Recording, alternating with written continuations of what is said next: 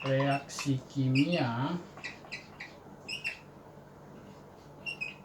dan menghasilkan zat baru ya. Oh ya, tadi pengertian unsur itu kan bagian terkecil dari suatu zat ya. Zat itu tentang zat kalian udah belajar waktu SMP kelas 1, ada zat padat, cair, gas ya. Gabungan dari dua unsur atau molekul yang berbeda dengan reaksi kimia ya. Nah, di sini reaksi kimia nanti akan kita pelajari di kelas 3 SMP ya. Kelas 3 SMP ya. Reaksi kimia di situ akan kita pelajari di kelas 3 SMP, reaksi-reaksi kimia itu seperti apa. Baru penyetaraan reaksi kimia itu di kelas 1 SMA waktu stoikiometri ya. Nah, di sini menghasilkan zat baru ya. Nah, artinya ada dua unsur atau molekul ya. Nanti kalau kalian bedakan unsur itu mana, molekul itu seperti apa ya. Jadi begini, ini kan ada unsur tadi ada Cl ya, klorida ya, klorin. Nah, ini kalau dia bergabung dengan ikatan kimia, misalkan dia jadi Cl2 ya. Nah, ini namanya molekul unsur ya, molekul unsur. Nah, itu dia. Nah, kemudian dari sini ada misalkan saya reaksikan magnesium ya, ini namanya magnesium, sekalian dihafal ya. Magnesium ditambah air ya. Nah, ini kalau bersatu menjadi MgOH 2 kali. Nah, ini namanya molekul senyawa ya. Molekul senyawa ya. Nah, magnesium tambah H2O ini kan sudah senyawa, ditambah magnesium logam ya. Nah, ini menjadi MgOH. Nah, itu namanya apa? Magnesium hidroksida ya. Ini namanya MgOH 2 kali ya. Dari mana 2 kali itu nanti akan kita bahas di reaksi apa? Bisa di reaksi waktu tata nama ya. Ini namanya magnesium hidroksida ya. Magnesium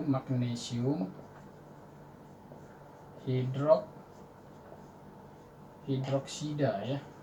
Nah, ini adalah magnesium hidroksida itu kalau ditanya apa, buat obat asam lambung ya.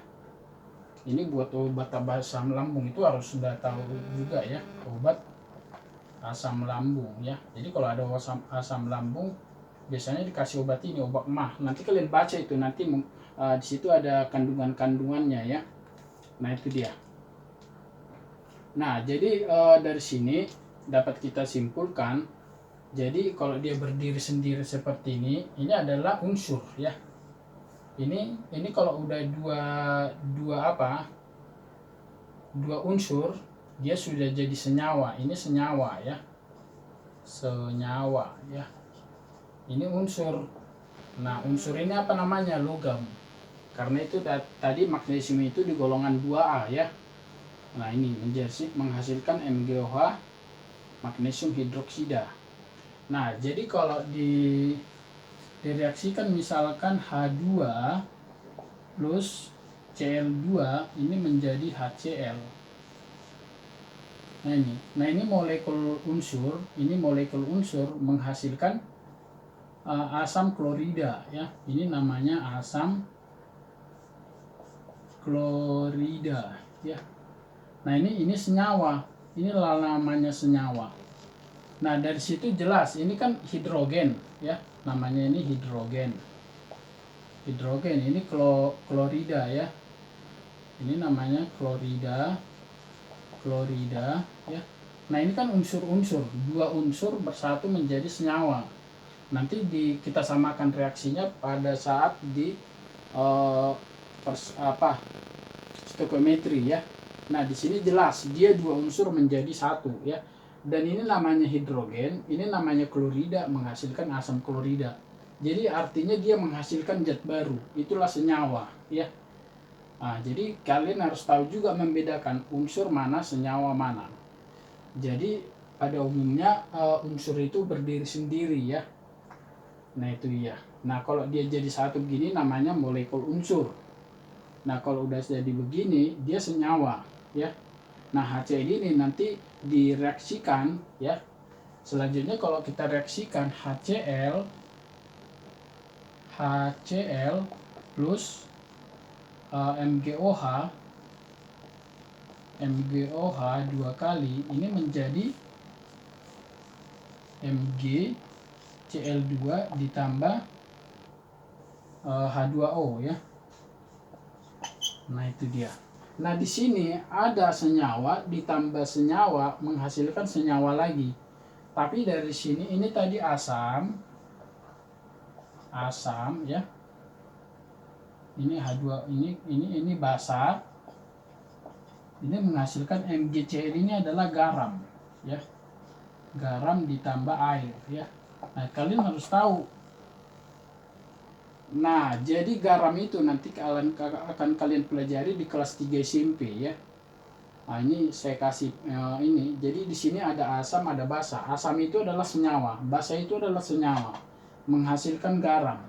Inilah nanti reaksi dari asam tambah basa itu garam tambah air yang kalian pelajari nanti di kelas 3 SMP. Kita perdalam di situ baru mengenai penyetaraan reaksi di SMA-nya.